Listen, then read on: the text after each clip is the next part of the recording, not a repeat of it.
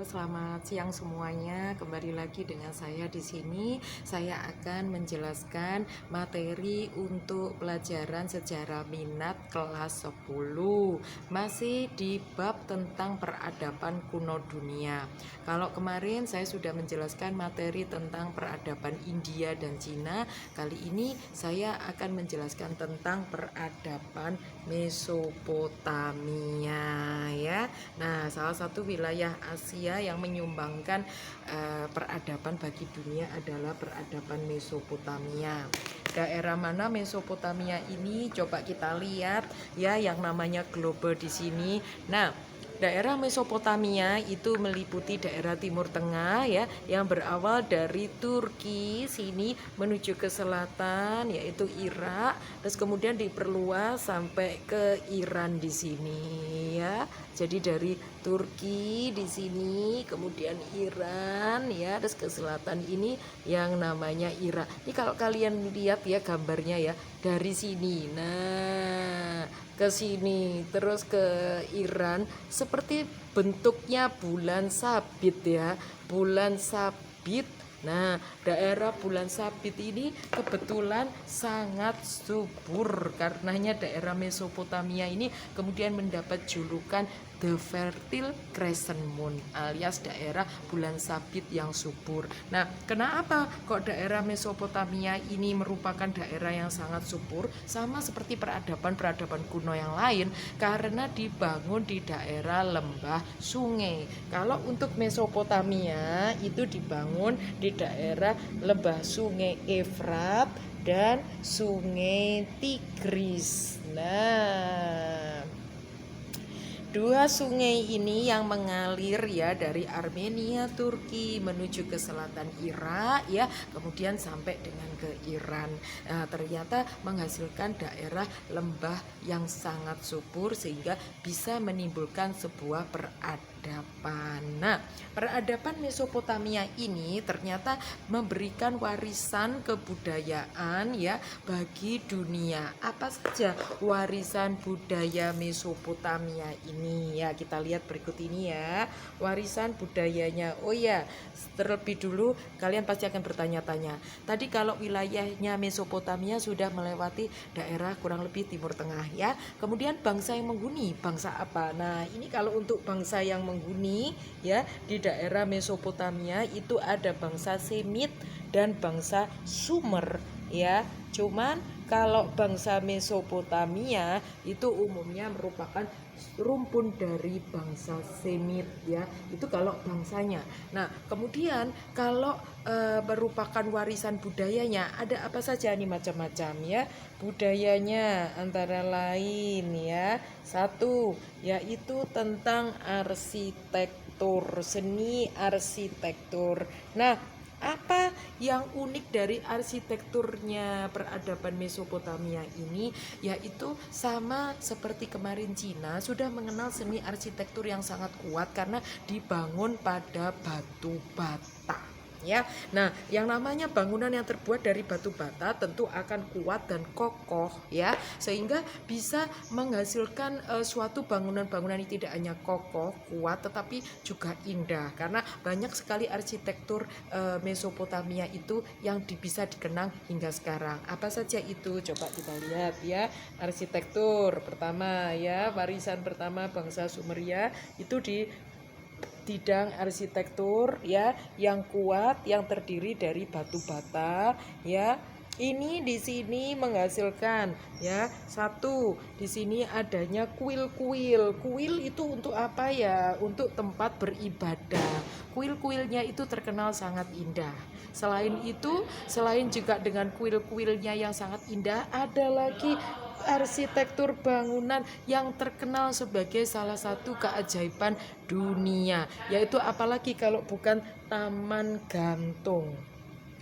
Nah, Taman Gantung ini merupakan salah satu bangunan yang merupakan keajaiban dunia ya, yang bisa dikenal sebagai keajaiban dunia. Nah, ini adalah salah satu hasil dari budaya bangsa Mesopotamia di bidang arsitektur. Kemudian apa saja warisannya?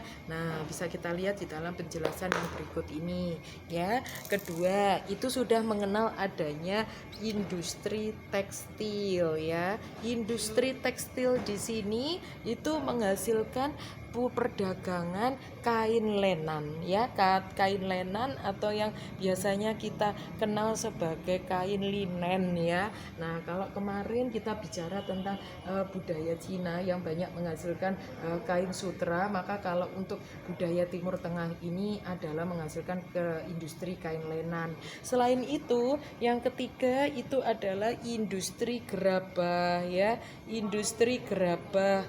Gerabah itu apa ya? Industri tanah liat ya, yang kita kenal untuk biasanya dipakai untuk peralatan dapur ya. Kalau kemarin yang Cina itu dengan adanya bentuk-bentuk benda-benda porselen. Nah, kalau gerabah ciri khas dari Timur Tengah ini kebanyakan memiliki ukiran-ukiran yang sangat indah ya. Nah, kemudian selain gerabah juga ada juga kesenian logam, yaitu terutama emas. Nah, emas itu tidak hanya dibuat untuk perhiasan, tetapi juga untuk tembikar. Ya, apa toh tembikar ya? Sebenarnya tembikar atau peralatan apa ya? Sebenarnya tembikar itu peralatan dari tanah liat ya, tetapi di sini ada juga yang tidak terbuat dari tanah liat, tetapi juga untuk benda-benda seperti kayak kalau kita lihat itu peralatan minum atau apa yang biasanya dari Timur Tengah dulu kan ada teko, kemudian gelas-gelas. Nah, itu terbuat dari emas. Ukiran-ukirannya yang sangat indah ya. Jadi ini kebanyakan tembikarnya itu selain terbuat dari tanah liat juga terbuat dari emas seperti itu ya. Nah, kemudian yang berikutnya adalah dengan yang namanya tadi kalau misalnya daerah subur itu umumnya berubah menjadi daerah pertanian. Kemajuan Mesopotamia kuno itu sudah mengenal sistem pengairan. Sistem pengairan yang sangat tertata ya, yaitu dengan adanya waduk-waduk ya, itu memungkinkan daerah Mesopotamia tumbuh menjadi daerah-daerah pertanian yang sangat subur ya. Nah, kemudian apalagi hasilnya? Nah, ternyata masih ada banyak sekali hasilnya, yaitu antara lain dalam bidang ilmu pengetahuan ya. Di bidang ilmu pengetahuan ini ya, di bidang ilmu pengetahuan ya, ternyata menghasilkan yang namanya tulisan ya. Jadi mereka itu memiliki tulisan khususnya dalam bentuk atau huruf paku. Nah, ya, huruf paku. Coba kalian bisa searching di Google ya, kira-kira bentuk hurufan paku itu kayak bagaimana ya. Ada di sini yang namanya seperti itu loh. Prasasti itu yang diukir dalam bentuk huruf yang seperti kayak garis-garis lah, itulah huruf paku ya. Nah, kemudian selain huruf paku di sini ya, juga dengan adanya sistem perpustakaan ya. Perpustakaan kuno yang terkenal pada awal di sini peradaban Mesopotamia itu ada di Assurbanipal ya. Assurbanipal ini adalah merupakan perpustakaan kuno. Kalau ada perpustakaan berarti mereka sudah mengenal ilmu pengetahuan ya. Nah, paling tidak dengan adanya peninggalan-peninggalan seperti ini menunjukkan bahwa peradaban Mesopotamia berkembang demikian maju. Kemudian apalagi, yaitu dengan adanya sistem kepercayaan. Yang ketujuh ya, dengan adanya sumbangan Mesopotamia buat dunia adalah adanya sistem kepercayaan. Sama dengan kepercayaan kuno dunia, itu kebanyakan mereka itu masih bersifat politeisme. Poli berarti banyak, teisme tahu berarti memuja banyak dewa, ya kan? Nah, seperti yang lain-lain juga di mana dewa-dewa yang paling di istilahnya yang dipuja oleh bangsa Mesopotamia adalah yang berbau alam, di mana kekuatan alam yang memiliki pengaruh besar seperti kayak matahari, angin, ya bagi kehidupan manusia itu dianggap sebagai dewa. Selain itu sama juga dengan bangsa-bangsa kuno yang lain, yaitu dengan adanya sistem kerajaan. Nah, sistem pemerintahan tepatnya ya. Nah, sistem pemerintahan dalam Mesopotamia kuno itu bersifat kerajaan. Banyak sekali kerajaan-kerajaan ya yang di sini memerintah Mesopotamia ya, di mana silih berganti. Kenapa silih bergantinya? Misalnya ada kerajaan yang sedang bertahta, terus kemudian mencapai puncak kejayaannya. Lah, kemudian karena adanya serangan dari bangsa lain ya, itu menyebabkan kerajaan kemudian runtuh dan kemudian berganti menjadi kerajaan baru. Nah, khusus kerajaan-kerajaan ini akan saya bahas berikut ini ya. Nah, kerajaan-kerajaan di Mesopotamia itu ada banyak sekali. Antara lain ya, seperti saya jelaskan berikut ya. Kerajaan di Mesopotamia ya. Oke, yang pertama adalah kerajaan Sumeria. K itu kerajaan ya, Sumeria. Nah, kerajaan Sumeria ini dibangun oleh bangsa Sumer. Nah, kerajaan Sumeria ini apa yang paling terkenal? Salah satunya ya, warisan dari kerajaan Sumeria itu adanya di mana sistem raja atau raja itu berfungsi juga sebagai pemuka agama. Ya, jadi di sini raja itu merupakan pemuka agama. Jadi ya kepala pemerintahan, ya kepala agama. Sehingga kalau ada upacara-upacara adat itu harus dipimpin oleh seorang raja. Nah, selain itu yang berikutnya adalah selain raja sebagai pemuka agama, juga adanya di sini kerajaan yang bersifat menganut sistem kasta ya. Kasta di sini membagi masyarakat menjadi kastanya apa saja, yaitu golongan yang pertama adalah diisi kaum bangsawan, kaum raja beserta keluarganya ya. Hampir sama ini dengan India ya, kurang dan lebih. Kemudian yang golongan yang kedua ini adalah dihuni oleh kaum petani dan pedagang ya, petani dan pedagang. Nah, terus di sini yang berikutnya adalah dihuni oleh kaum buruh atau pekerja kasar ya. Terus kemudian yang terakhir adalah kaum Buddha. Nah, seperti ini mereka kehidupan ketika zaman pemerintahan kerajaan Sumeria. Kemudian kerajaan Sumeria ini ya runtuh setelah kedatangan atau serangan yang namanya kerajaan Akkad. Nah, yang kedua adalah kerajaan Akkad. Nah, kerajaan Akkad ini terkenal sebagai bangsa penakluk ya. Ini terkenal sebagai bangsa penakluk. Nah, bangsa penakluk itu otomatis berarti dia ini memiliki kekuatan militer yang sangat kuat. Tentara-tentara ya, militer yang sangat kuat. Karena kalau tidak adanya kekuatan militer ya, tentara-tentara yang kuat, itu mana mungkin dia bisa menghancurkan sebuah kerajaan yang sudah berdiri mapan sebelumnya. Nah, yang baiknya dari kerajaan Akkad itu adalah dengan adanya kekuatan militer. Tetapi namun dalam segi budaya kerajaan Akkad itu mundur, maksudnya kurang maju, sehingga kerajaan Akkad itu banyak mengadopsi budaya bangsa Sumeria. Jadi kalau dari segi budaya, dia banyak mengadopsi budaya bangsa yang justru dia taklukkan. Budayanya yang dipakai itu budaya bangsa Sumeria. Apalagi di sini banyak terjadi kemudian pernikahan campuran ya antara bangsa dari kerajaan Akkad dengan bangsa dari kerajaan Sumeria itu, sehingga menimbulkan perpaduan-perpaduan budaya. Oke. Nah, demikian yang dari kerajaan Akkad. Kemudian yang kerajaan yang berikutnya itu ada kerajaan Babilonia. Nah, khusus kerajaan Babilonia ini ada dua, yaitu yang kerajaan Babilonia lama dan kerajaan Babilonia baru. Otomatis yang pertama didirikan ini adalah kerajaan Babilonia lama. Jadi lama dan baru itu muncul setelah ada kerajaan Babilonia baru.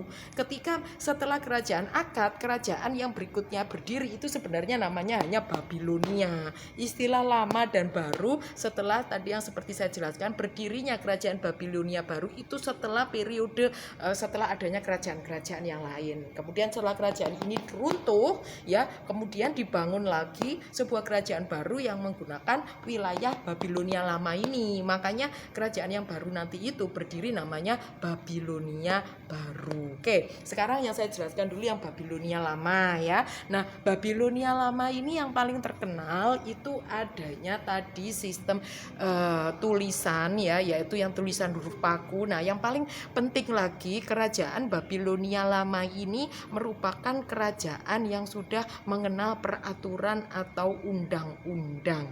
Nah, undang-undang itu diwujudkan khususnya ketika masa pemerintahan raja besarnya yaitu Raja Hammurabi ya. Nah, Raja Hammurabi ini ya, ini ada yang namanya Undang-Undang Hammurabi. Nah, ini yang namanya undang-undang itu jangan dibayangkan seperti sekarang dicetak dalam bentuk tulisan Latin begitu ya, kemudian di kertas, di kitab, di buku atau apa, bukan. Kalau undang-undang zaman dulu itu ini karena rajanya yang membuat namanya Hammurabi, maka undang-undangnya Hammurabi. Nah, undang-undang ini dipahat pada sebuah tugu. Nah, dipahat pada sebuah tugu. Kenapa tugu? Karena tugu itu merupakan bangunan yang tinggi ya kan, bangunan yang tinggi. Nah, kalau namanya undang-undang sebuah negara itu kan peraturannya banyak. Jadi kalau misalnya dipahat di batu-batu kecil-kecil itu ya berarti berapa juta batu nanti yang akan dipahat ya. Jadi tulis aja di situ, ini loh kerajaan ini punya undang-undang, punya peraturan, itu lihat di tugu itu ya. Nah, ya kerajaan undang-undang itu loh yang dikenal sebagai Undang-Undang Hammurabi. Jadi raja yang paling terkenal ketika masa Babilonia lama itu adalah Raja Hammurabi ya. Oke, nah kemudian kerajaan Babilonia lama ini kemudian runtuh ya. Pokoknya kerajaan-kerajaan di Sumeria itu di Mesopotamia itu berganti-ganti ya, karena ya adanya penaklukan daerah-daerah baru ya, penaklukan dari raja-raja baru dan ini dan itu ya, sehingga yang namanya kerajaan itu silih berganti. Nah, kemudian yang berikutnya itu ada kerajaan Syria. Oke. Kerajaan Syria atau kerajaan Assyria. Sebentar, maaf ya, ini spidolnya ya ampun, sebentar. Oke, kerajaan Assyria. Nah ya, atau ada yang mengatakan kerajaan Syria ya, whatever ya. Ya, oke. Kerajaan Assyria ini yang sangat maju adalah bidang kesusastraan dan ilmu pengetahuan.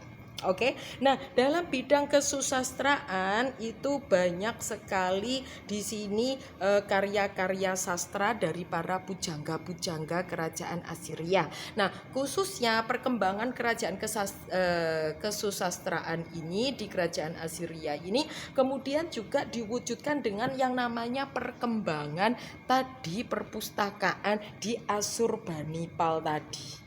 Ya, Asurbanipal itu tempatnya perpustakaan kuno, perpustakaan pertama di Mesopotamia, bahkan itu dunia ya. Itu karena adanya perkembangan karya-karya sastra yang sudah begitu banyak di kerajaan Assyria ya. Nah, selain kesusastraan ya, kemudian perkembangan perpustakaan kuno, kemudian juga adanya ilmu pengetahuan yang berupa di sini ilmu perbintangan. Nah, kayak Cina kemarin ya, perbintangan ada dua, yaitu di sini perbintangan astronomi ya. Astronomi yaitu mempelajari letak atau gugusan bintang dibanding dengan bintang-bintang yang lain. Nah, kemudian letak bintang itu, pergerakan bintang tersebut ya, itulah yang dipelajari di dalam astronomi. Ada hubungannya nanti dengan waktu. Karenanya di dalam ilmu astronomi dalam kerajaan Assyria ini, kemudian warisan budaya yang bisa kita kenang adanya sistem kalender.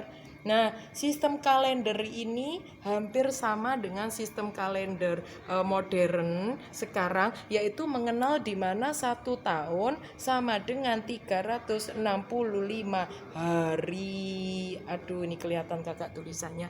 Oke, sama dengan 365 hari, sama ya dengan sistem yang sekarang. Nah, ternyata ilmu perbintangan ini tidak hanya mempelajari tentang gugus atau letaknya bintang ya, tetapi di sini mereka percaya bahwa kalau orang lahir ya dinaungi oleh bintang tertentu itu membawa pengaruh akan watak dan juga nasibnya, apalagi kalau bukan ilmu astrologi alias ramalan bintang. Ternyata budaya Mesopotamia juga sudah kenal itu ya. Ini astrologi. Nah, astrologi ini adalah ramalan bintang ya, ramalan bintang ya, kayak zodiak begitu ya, dimana bintang itu memiliki dipercaya memiliki atau membawa nasib tertentu bagi orang yang lahir pada saat itu ya. Juga demikian ada pengaruhnya terhadap karakter atau sifat orang tersebut. Nah, oke, walau alam ya. Nah, itu yang namanya kerajaan Assyria. Kemudian yang kerajaan yang berikutnya itu adalah kerajaan Babilonia. Lah, tadi yang sudah saya bilang ya, di mana tadi setelah runtuhnya kerajaan Babilonia lama, terus kemudian sempat ada kerajaan Assyria. Kemudian tempat wilayah Babilonia lama itu dibangun lagi kerajaan ya, yang namanya sekarang ini jadi kerajaan Babilonia baru. Sebentar ya, kerajaan Babilonia baru. Nah, kerajaan Babilonia baru ini ya, ini yang kelima ya. Kerajaan Babilonia baru ini memiliki kenangan, apalagi kalau bukan yang namanya arsitektur taman gantung. Nah ya, Taman Gantung merupakan salah satu peninggalan yang dikenang sebagai salah satu keajaiban dunia. Nah, kemudian yang namanya Babilonia baru ini ya mencapai puncak kejayaannya itu ketika zaman pemerintahan Raja Nebukadnezar ya. Nebukadnezar. Wah, ini kerajaan yang begitu besar ya, raja yang begitu besar pada saat itu, sehingga membuat yang namanya pada saat itu Makedonia ingin menaklukkan, tertarik untuk menaklukkan ya Babilonia ini ya. Nah, ini kemudian nanti akan saya jelaskan yang tentang penaklukan itu. Nah, setelah Raja Nebukadnezar ini kemudian kira-kira Babilonia baru itu mengalami keruntuhan dan dilanjutkan lagi dengan sebuah kerajaan baru yang namanya Kerajaan Persia. Kerajaan Persia. Oke. Nah, kerajaan Persia di sini yang paling terkenal itu berkembangnya sebuah agama baru namanya Zoroaster. Wah, agama Zoroaster. Nah, pelajaran apa toh agama Zoroaster ini? Yang namanya Zoroaster itu adalah kepercayaan di mana adanya dewa ya, kebaikan dengan dewa kejahatan, di mana yang otomatis seperti yang dipercayai oleh berbagai macam kepercayaan umumnya, yang namanya kebaikan itu selalu bersifat abadi, yang namanya kebaikan itu selalu yang mengalahkan kejahatan, yang namanya kebaikan itu itulah yang istilahnya yang membawa kehidupan bagi dunia. Ya, seperti itulah ya kepercayaan Zoroaster. Nah, kemudian di sini yang berikutnya adalah setelah adanya kepercayaan Zoroaster, ya kerajaan Persia ini runtuh setelah adanya penaklukan yang namanya ditaklukkan oleh Iskandar Zulkarnain, ya. Ditaklukkan oleh yang namanya Iskandar Zulkarnain. Wah, kalau mungkin enggak atau tidak ingat siapa itu Iskandar Zulkarnain, barangkali mengingat tokoh Alexander the Great. Itu adalah orang yang sama, di mana Alexander the Great itu adalah merupakan seorang penakluk sekaligus raja di daerah Makedonia.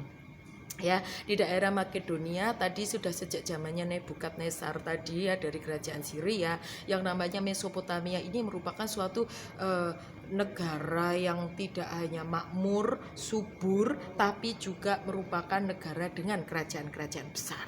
Nah, itu yang sang penakluk yang namanya tadi Alexander the Great atau Iskandar Zulkarnain itu ingin menaklukkan semua wilayah-wilayah negara di dunia itu kalau bisa menjadi satu di bawah kekuasaan Makedonia, atau dengan kata lain Makedonia itu ingin meluaskan wilayahnya bahkan sampai dengan Asia, yaitu sampai Mesopotamia, tepatnya Persia ini ya. Nah, dengan runtuhnya Persia oleh Alexander Zulkarnain atau Iskandar Iskandar Zulkarnain atau Alexander the Great ya, itu namanya kemudian runtuhlah sudah kerajaan Mesopotamia. Nah, kemudian setelah kerajaan Mesopotamia ini kita nanti akan bertemu di pelajaran tentang kebudayaan Eropa, karena sudah berjayanya negara atau bangsa-bangsa Eropa seperti tadi yang Iskandar Zulkarnain atau Alexander the Great dari Makedonia tadi. Oke, nah kita ikuti selanjutnya dalam materi-materi peradaban kuno dunia yang berikutnya. Kalau ada penjelasan dan lain-lain yang mungkin kurang jelas ya dari saya, nah silakan kalian komen di bawah ini di kolom komentar ya, nanti akan saya jawab untuk penjelasan-penjelasan berikutnya. Oke, terima kasih.